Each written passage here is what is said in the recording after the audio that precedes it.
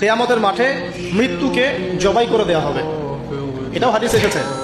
কিয়ামতের মাঠে যখন সমস্ত মানুষকে আল্লাহ পাক উঠাবেন, হিসাব নিকেশ নেওয়া হবে এবং চুল ছেঁড়া বিশ্লেষণ করা হবে, যার ব্যাপারে নবী সাল্লাল্লাহু আলাইহি ওয়াসাল্লাম বলছেন, একটা শিংওয়ালা ছাগল যদি একটা শিং ছাড়া ছাগলকে গুঁতো দিয়ে থাকে অন্যায়ভাবে, কিয়ামতের মাঠে আল্লাহ পাক ওই শিংহীন ছাগলকে শিং দিয়ে বলবেন, তুমি গুঁতা মেরে এখন প্রতিশোধ নাও। আর বিচারটা এতটাই সূক্ষ্ম হবে।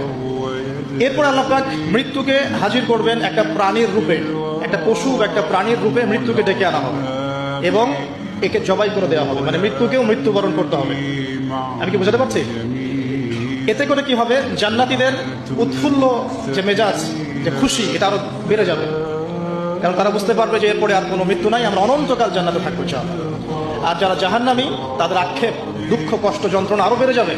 কারণ তারা বুঝতে পারবে, কাশ যদি মৃত্যু হতো, জাহান্নামে আযাব ভোগ করে মরে যেতাম, মাটি হয়ে যেতাম।